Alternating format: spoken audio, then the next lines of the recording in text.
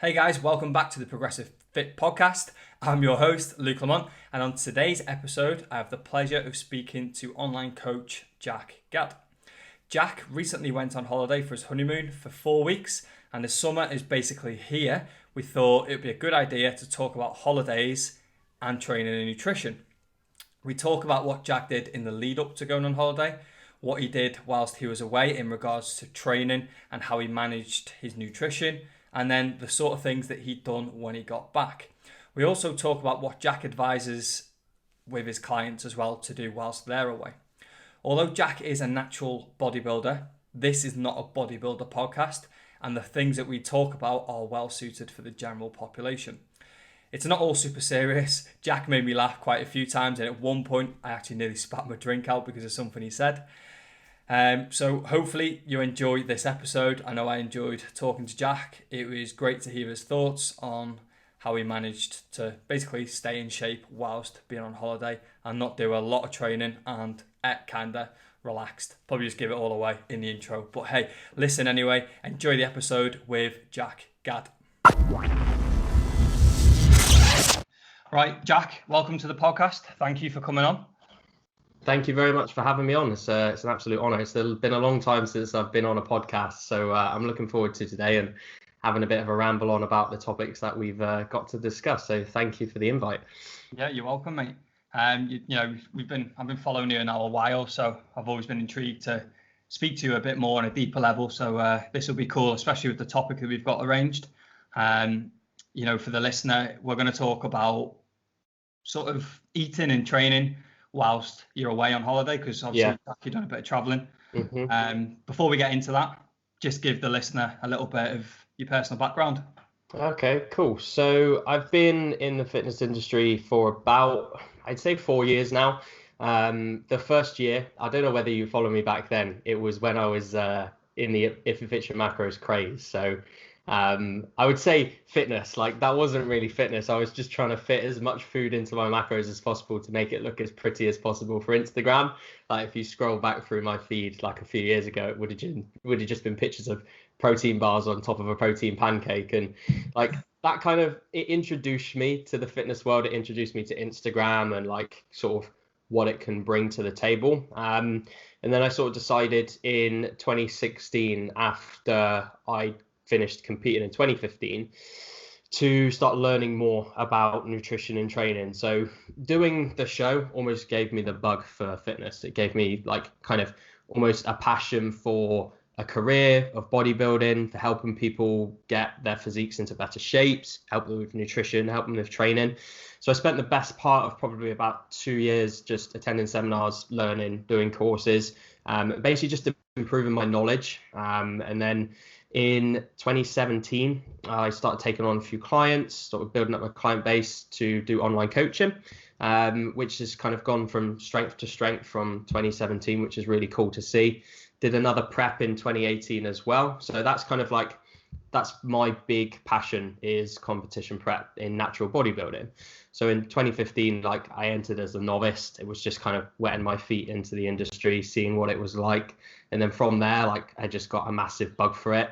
Got a massive bug for helping others as well, because as you know, like when you get leaner, people ask how you do this. People come up to you in the gym, you get stuff, questions like this is really cool. I love this. Like, I love being able to actually help people with the advice. And again, throughout 2018, same things happened. Had a really good season with competing. Managed to take like a first in a British Championship, which was awesome. And now I'm just taking a few years off. I'm going to grow again, get big again, like as much as possible, to hopefully come back in around about 2 or 3 years time to potentially like rival the top spot and maybe take a pro card. But that's years to come, I think, and that's why I need a bit of time off now. As you know, to grow, you need to build muscle, and building muscle takes a long time, especially as a natural bodybuilder. You need to put a lot of work in, a lot of effort. So being lean isn't for me right now. I need to push body weight up, get a bit bigger, and that's probably all you'll end up seeing on my Instagram is food and me being a bit chubby now. Going back to the old days of Instagram with all the protein bars and protein. Yeah, I know. No, I'm kind of moving away from that. Like, I think the obsession was I was getting so many likes and so many comments and so many views that it was just like, okay, wow, like I've got to continue this. Yeah. And like, I think it was stupid. I had 27,000 likes on a picture of a Mars bar. Like when the Mars protein bars came out, I had 27,000 likes. I was like, how? Yeah. So the next day I put one up of the new Snickers one because they both came out at the same time. And then that had 200 odd likes. And I was like, what? Like, how does that happen? But it kind of then almost led me to the path of like, okay, this isn't actually informative content. This isn't going to help someone actually get to where they want to get to if I just post a picture of food. So as I started to change my Instagram towards actually helping people, that's when I really found a passion for it, instead of just trying to fit as many cakes as I could into my carb and fat targets for the day.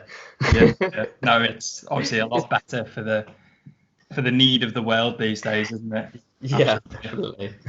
So yeah, that's kind of me, like where I sort of started my fitness journey. I was always active in school, always like playing rugby, playing football. Like I just love any sport. Grown up with sport all my life with my dad. We're just super competitive. Again, with my brother as well. Literally anything we do, even if it's just a game of ping pong, like we have to win. So yeah, just a massive competitive nature in me as a person. And I guess that's just kind of now gone towards bodybuilding. So yeah, the competitiveness continues. Yeah, that's good. I love the fact that you said ping pong, because it's like the most un-British sport. Yeah, when you play, it's so addictive, and it's like so hard to stop playing, isn't it? Because you're like, no, I can do this. I can win. And you just keep playing. It's so addictive. I love it.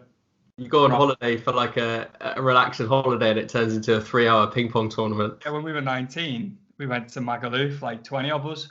We were Yeah. playing ping pong all day. We weren't even on the beers. We were playing ping pong because they had a table right outside where we were, and like just got hooked. Oh, it was mad. I think it must just be like a male orientated thing. If there's ever like a pool table or a ping pong table, you must win. Yeah, but hit the ball as hard as you can. Yeah, I know. Right, awesome, Jack. Let's talk firstly about what sort of happened a few months ago in terms of your traveling and stuff like that. Just give a background as to, maybe where you went, how long you went for, and stuff like that for us. Cool. So in terms of like traveling, I wouldn't say it was traveling, but I was away for a long time. Like anyone who is kind of away for, it was about 4 weeks in total. It's going to take a massive detriment on obviously your training and your nutrition.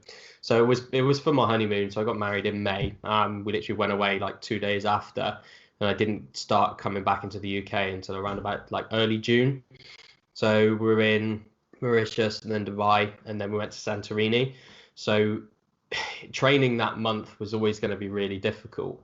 And I planned on dieting for it beforehand. So basically I planned to get a little bit leaner before I went on holiday, kind of feel a bit better. But I attempted a mini cut, but it just failed miserably. So absolute honesty here is I tried to diet, and this is more relative to kind of the competing. So because I only finished my show in October last year, because it was such a harsh diet, I just wasn't ready to diet again. Like my food focus was still pretty high.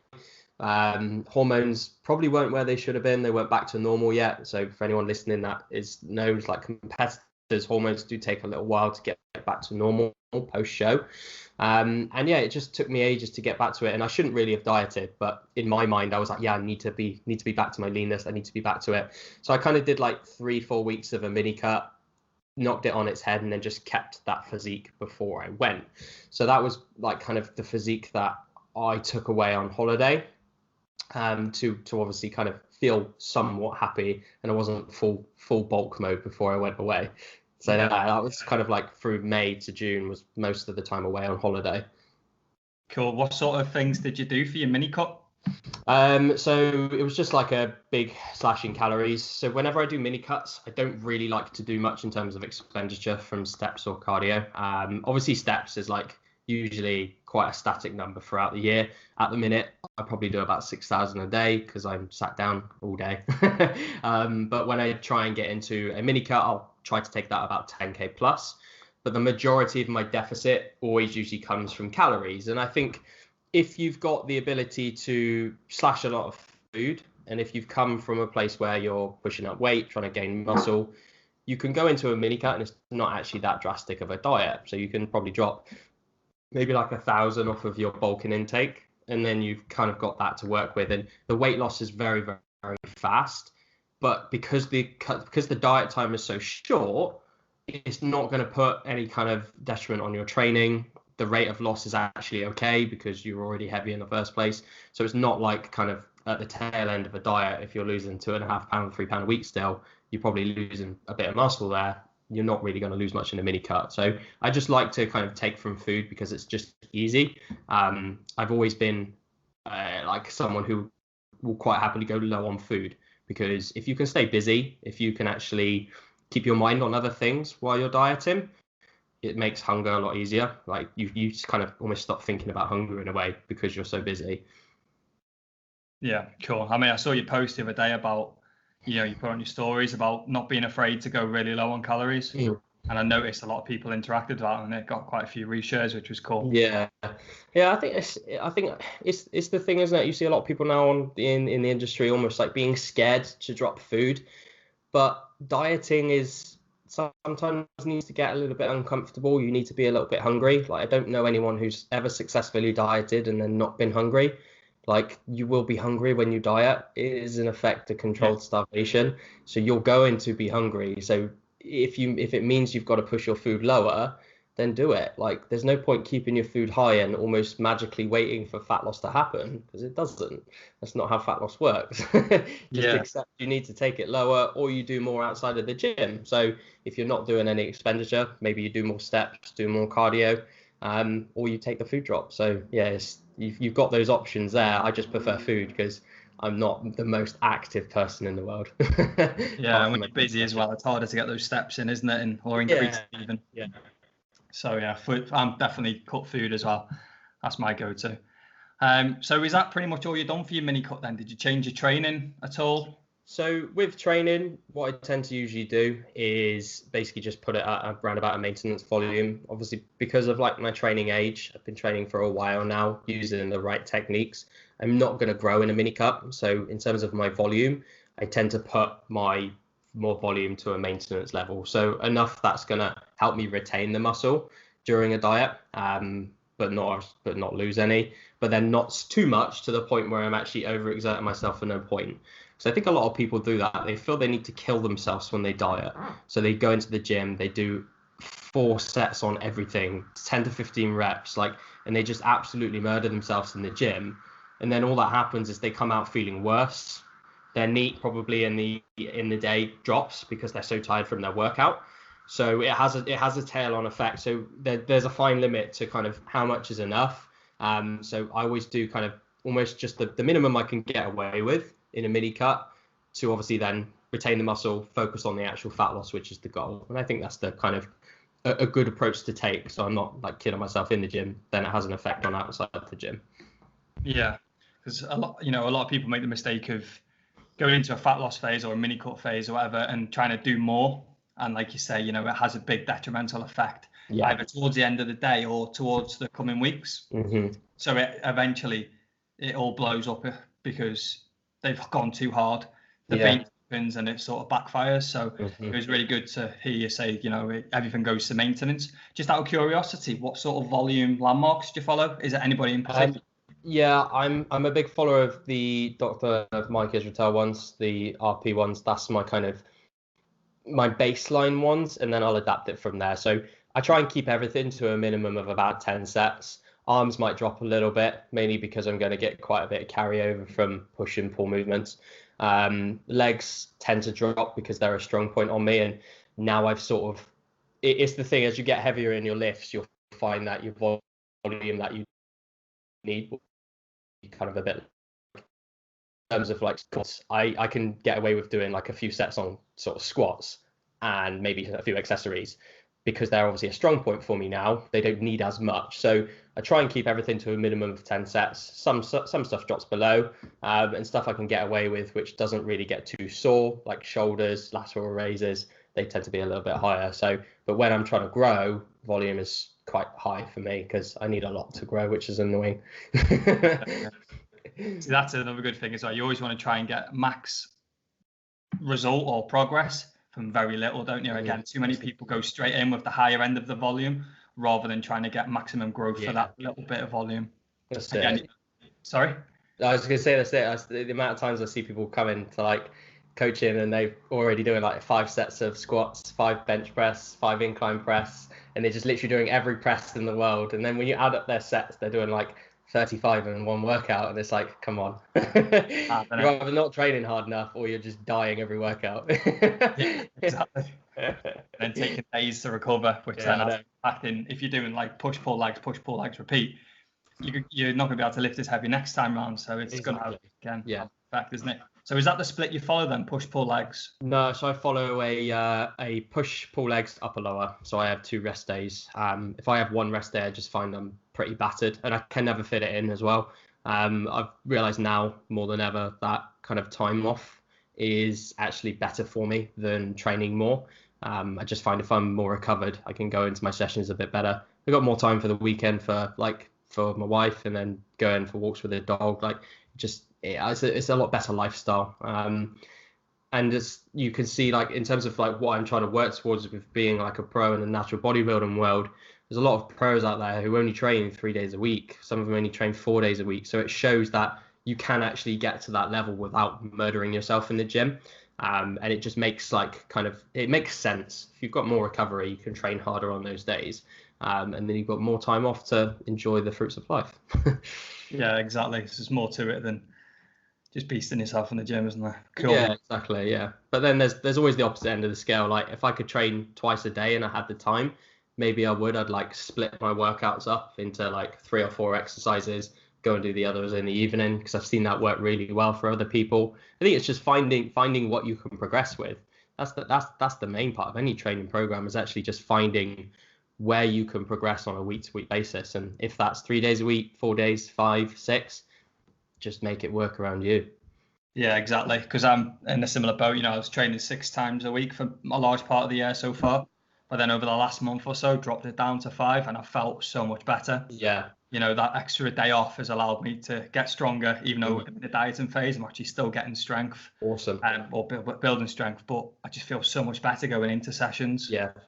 And again, you know, I follow the same sort of volume landmarks as yourself, the ones from Mike Israetel. Mm-hmm. And I find that going into the gym sometimes in a dieting phase, when you're lower volume, you're only doing like 3 exercises, 4 exercises. Yeah. Mm-hmm. It just didn't feel like it was enough. So then I put my volume, and it absolutely battered me. And I was in a mini cut phase myself at the time.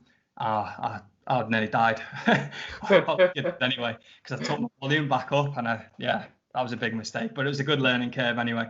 Yeah, it's always what it's all about, isn't it? It's all about learning and adapting each time, isn't it? 100%. Right, cool. So what was your sort of goals then during the holiday, you know, when you went away in terms of training? Did you have a goal in mind before you went? Was it to like get so many training sessions in, etc.? You know, just talk a little bit. I would say there was a goal in terms of specifics with training or nutrition. The goal was just kind of maintain my physique and come back at a place where I could continue gaining, because I was in a position before I went on holiday where I could actually fulfill a decent gaining phase. I wasn't too sloppy, I wasn't too heavy. So that was the goal before I went away. Like, I didn't really worry too much about how many sessions I did. I just didn't want to get too far out of shape to where I had to diet when I came back, because I knew if I had to diet when I came back, I would have repeated the same process again of like not being able to fulfill it because of where my mindset was at the time. So I was quite happy to manage to do that. Like, it was difficult training in certain places. Like, I couldn't train at all when I was in Santorini because there was no gym there. So I had to train when I was in Mauritius, and that was the only real time I trained. So I effectively had, I think it was about a week and a half, like totally off of the gym, which was good. It was good for me to have that off because it gave my body a full rest. Like, I didn't realize how tired I was until I actually rested and slept and had lions. And I think we all, like, there's a lot of us here who probably could take that away as like, you probably don't know how tired you are until you go away and you actually just chill, because we're always so on it with training, we're always so on it with nutrition. Actually having a week of backing off and not really doing anything will just confirm to you that, yeah, you probably were quite tired. So it's always nice to do that. And while I was actually training in Mauritius, the only things I really did was just full body sessions or like or uppers and lowers, because I didn't really see the point in doing push pull, because what would have happened was I probably would have done just one push, one pull, whereas I got like 2 uppers in, 2 lowers, and it made me still hit the muscle groups twice a week. So just really simple stuff like pump work, get some blood flowing, get a bit of calories burnt, nothing really too strenuous, because you can never go heavy in gyms, like in hotel gyms. There's never enough weight. Your racks usually only go up to 20 kilos, so usually the reps go up really high. And I just focused on just doing what I could. And I think that's what a lot of people should do when they're away, because it's always hard trying to follow your program exactly to the T. Just doing what you can is better than nothing.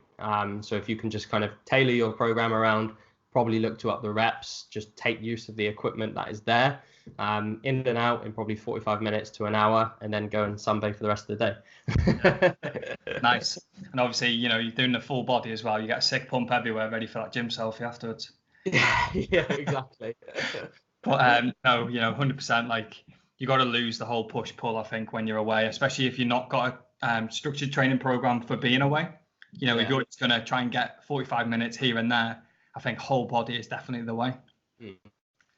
I think it depends like when you're away, like the type of holiday you're on as well, because obviously, like, if you're on a weekend city break, I would always try and like deload that week. So I'd usually just try and plan a deload week in, or get all of my sessions done before I go.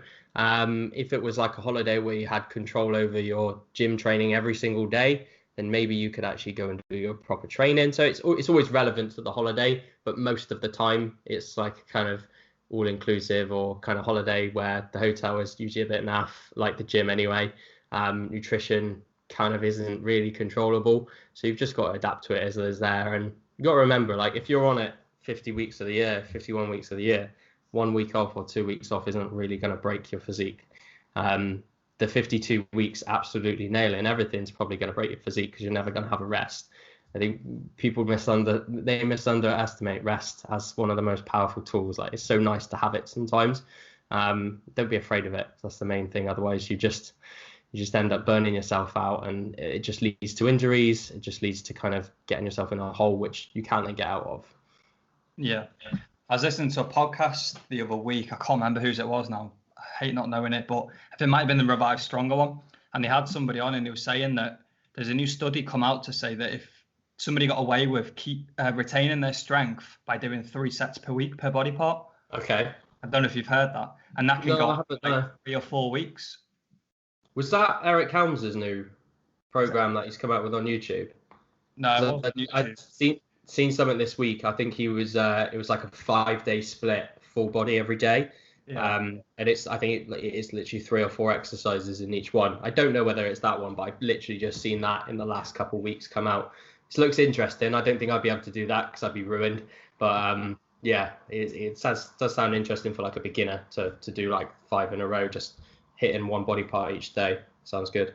Yeah, no, the study was like 3 sets per week on, say, chest, and you'd retain all your chest strength over the 4 weeks or whatever. I think after 4 weeks, it then sort of start to decline. Yeah. It sort of gives you that window of, I've got 4 weeks to retain just by doing 3 sets. So I think there's always going to be that initial period, isn't there, where you can get away with it. Like, you don't just stop training for a week and lose all your muscle. That doesn't happen. Like, you could, and that makes a lot of sense. Like, you could just have a minimal amount approach just to retain what you have for a time you're away on holiday or whatever, and then you just get back to normal training when you're back. And so yeah, that does make a lot of sense, and I'll have to have a look at that study because it sounds interesting. Yeah, I need to find where I got it from. Jeff Nippard as well. He's another one at the minute. He's traveling around Bali, and he's big on the full body. He's just going to be releasing one too, so I'll have to check that one out too. Anyway, so what was your approach to nutrition whilst away? So the nutrition, obviously, usually you get like the buffet kind of style, don't you? Like, you go up and you come back and you've got a tub of Smarties, a cake, some Chinese spring rolls, and then like a big pint of rice on top. Because you might as well just put everything on your plate. That was obviously like kind of the usual side we got, but we were quite lucky in the fact that where we were staying, it was all like a la carte. So it was all like made for you and portioned, and that really helped with actually staying at a decent body fat while I was away, because I didn't have the option to go up and like put every single part of the buffet on my plate. I could just order one meal and actually be satisfied by it. So it is funny, the concept of the buffet. Like I love watching the buffet when I'm on holiday. It's one of my favorite things to do, just watch people go and put the stuff on their plate, because the concoctions you see is just amazing. But obviously just this time round we had the a la carte, so I managed to stay like in quite good nick because my nutrition was actually in a good place. What I usually recommend on holidays for either situation, whether it be a la carte or like buffet, is breakfast. Just try and have protein and fats. So try and avoid carbs as much as you can. Same for lunch. So just have lean meats, a small amount of vegetables, and like some fats. And then your evening meal, you just enjoy and you just don't stress about it.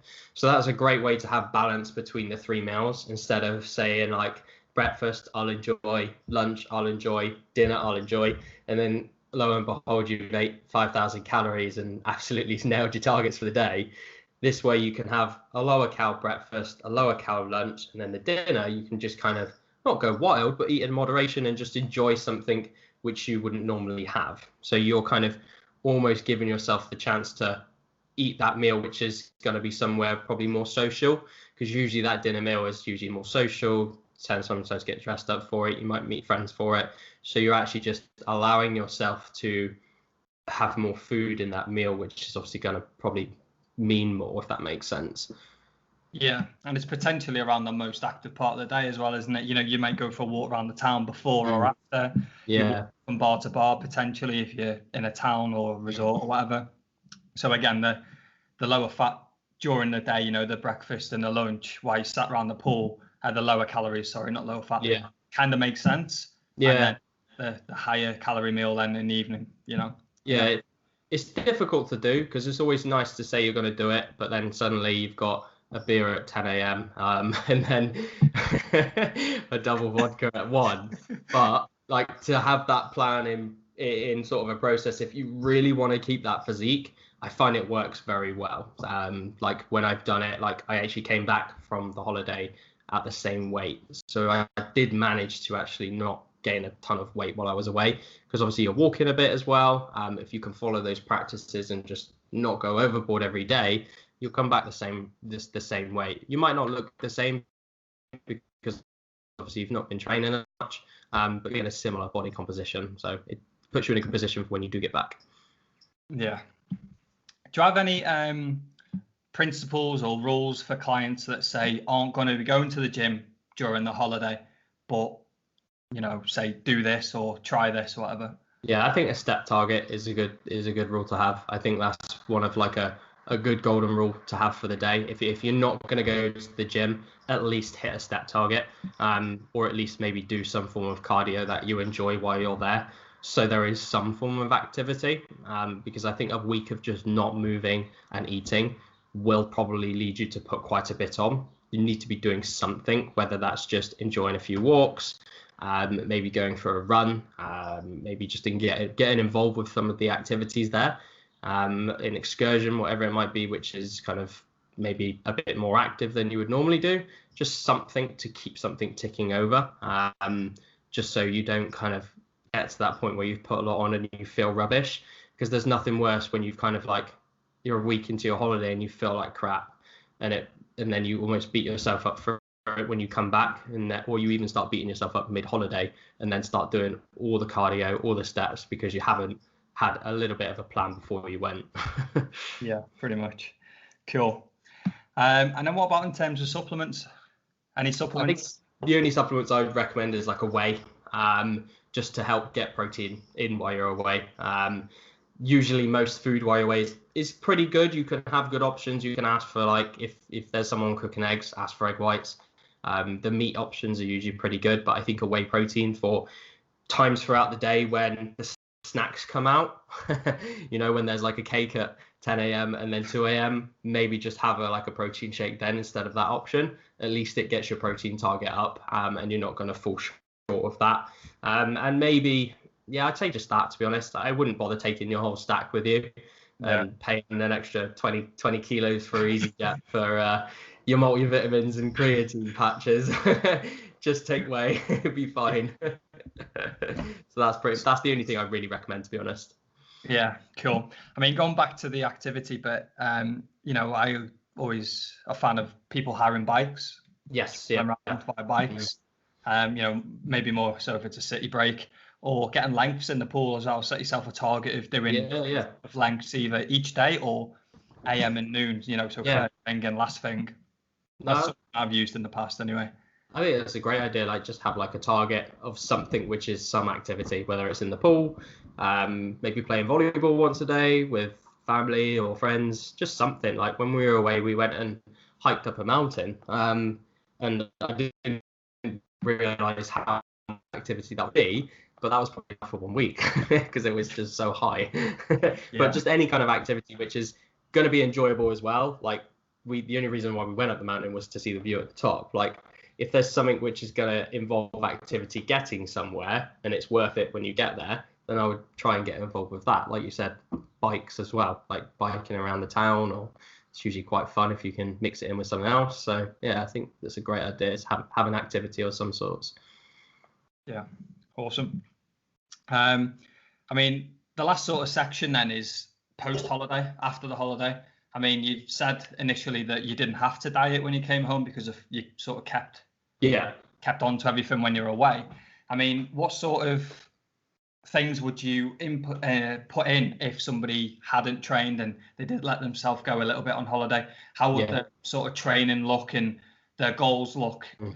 How long would you diet them for? How harsh would you diet them for? Training and nutrition, what would their setup sort of be like coming off holiday? Okay, cool. So like, just anecdotally from what I've seen in the past with clients and what I do, if someone's gone away and it has not gone the way it's planned, they come back, gained maybe like 10, 12 pounds. Yes, that's obviously going to be a lot of water. That's going to be sure. What we do is like a 2-week mini cut, like just kind of get any excess water weight in, any excess body fat we've gained off of you, and then we get back to the calories you were on before you left. Obviously, it's always dependent on the goal that they're looking to achieve. If someone's like dieted for a holiday and then they still want to diet for another holiday in the year, just get back to normal food straight away, normal diet and food, and that weight will slowly come back off as the weeks commence. But if someone's getting into a gaining phase, I think having like a 2-week mini cut beforehand, just to kind of almost start from a clean platform again, the one they left on, is always a good place to then get back to before going. With training, I'd say it was just a case of just bringing back training normality. So if they've had a deload, obviously then get them onto a new training cycle. If they've went kind of mid-block, just pick up from where they've left off. And yeah, I think that would just be the best approach really, is like if they're dieting, keep them dieting on the food they were on before they left. If they're gaining, quick mini cut, 2 weeks max, in and out, get back to gaining, just so you can obviously kind of get rid of that weight which shouldn't be there in a way, because it does stick. That's the only annoying thing I've found. If someone has gained a lot of weight on holiday, if you don't take that off, it does tend to stick. It doesn't go. So it's always nice to actually take that off first, get back to the pre-holiday weight, and then bring food back up again. Yeah, cool. How would you work out the deficit? Probably just be a case of putting them on their mini cut calories. So if they were on like 3,000 before they left, and they've gained like 6 or 7 pounds, I'd probably just put them on like a 25% deficit for the week or 2 weeks, and then just put them straight back to their food they were on before. There's going to be a bit of initial water weight gain, but it will level out to probably what they were on before they went on holiday. Yeah. Try and go for as much as a deficit, which is terrible. I think that's always the main thing. Like, if a number looks way too scary for someone, in terms of a calorie amount, sure, maybe give them a little bit more, because obviously adherence is going to struggle, and maybe push the time that they diet for a little bit more. So maybe 2.5 weeks, stretch it to 3 if possible. But as much as a diet is terrible, I think that's always the main thing, is don't just set someone up to fail because they probably will. There's no point just saying, okay, you're on 3,000 before you left, now you're on 1,500. You're not gonna adhere to that. So just give them a target which is actually going to be adherable for the time frame you want them to drop that body fat for, until they're back at their weight, and then walk it back up. Yeah, cool, awesome. What's next then for you, sort of going forwards? It's difficult, because like I've never really been someone who's always had a massive plan. I don't like having huge plans for the next year or 2 years or anything, because it's always like stuff always changes, doesn't it? But right now, where my head is at, I'm gaining until I need a mini cut. Hopefully that is later on this year. The only thing I find is with myself when I do gain is I don't look fantastic, which I don't enjoy, because I gain body fat in the areas which men don't like to gain body fat. So on my stomach, on my hips, on my face usually. So I'll try and go for as long as I can before I actually need to diet. So when my appetite starts to get a bit rubbish, training performance starts to suffer, when the usual signs of a mini cut start to show, and then just kind of keep going through that cycle. So what I will do this time round more than I did in 2016 to 2018 is I will diet more. I don't think I dieted enough last time. I almost just went on the whole perma bulk for 2 years, and while that's great because you can gain a lot of muscle while doing it, it means that you've got to take more off when it comes to start the diet, and you almost question how much muscle you've actually grown in that time. So I just kind of like reference Steve Hall. When you look at his physique from his last time he did a show, he's obviously done periodic mini cuts, and that to me just shows how well that's worked for him. And staying leaner while gaining will probably give you more muscle mass rather than just getting heavy and staying heavy for too long. I just don't feel it puts you in the best place for actually starting a prep and actually growing, because when you're obviously getting to those higher body fat ranges, you do need to question kind of how much muscle to fat ratio you're actually putting on at that time. So yeah, for me, I'm just going through the process of gaining at the minute. I probably look to compete in like 2021. So this year off, next year off, maybe 2021 return. It depends. I'm only going to return to the stage when I'm good enough to win what I want to win. That's kind of me putting that out there. That's only going to be the time I will really return. Otherwise, it's me just returning for no reason. Otherwise, like I've got a goal in mind, and when I feel I'm good enough for it, that's when I'll step back. Yeah, brilliant. That's pretty much everything covered. Hopefully the listeners taken away quite a bit of useful information to put into the holiday, going, coming home and stuff. Just one last thing then, Jack. Where can the listener find out more about you? Where can they follow you? And have you got anything available for the listener to dive into?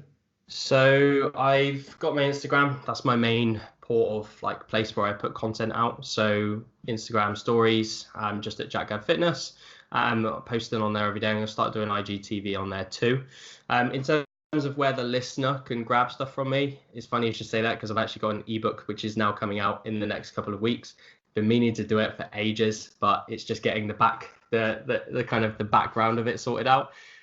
It's never just giving a book to someone, it's setting up where they can go and get the book from, where they never receive the book to. So it's quite a long process. So that should be coming out in the next couple of weeks, and that's a how to grow your legs ebook. So it's a bit of like an idea on volume that you'll need to grow your legs. There's a sample program in there too, just to kind of like, if you've never had much luck with actually growing your legs, this ebook should help you get there, and that's free. So it's going to be a free download. And I'll also have like a calorie guide coming out with that as well, just to help you set up your macros and nutrition for that also. So yeah, those two are coming out in the next couple of weeks. Just need to get the background issues of it sorted out, and they'll be live. So exciting stuff. Awesome. So make sure you go and follow Jack on Instagram, because I'm sure he'll be giving updates on there as and when it's out. Yes, we'll do. Cool. Right, that's all from me. Jack, thank you again for coming on. It's been an absolute pleasure. No, it's been a pleasure to have me on, mate. I really do appreciate it. Like I said to you before, I love talking about this topic, and just making sure people are aware that when they're away on holiday, to chill. Your holiday is probably once a year, so remember it's an important time to back off. And I think that's the message I'm trying to get across to a lot of people, because otherwise you're just always on it, and never chilling. Otherwise, you need to have a chill sometimes just to back off and relax. So yeah, I appreciate you letting me on and coming on to ramble. Yeah, right. Cheers. Thanks a lot, mate. And I'll catch you next time. Appreciate it. Cheers, mate. Bye. Cheers.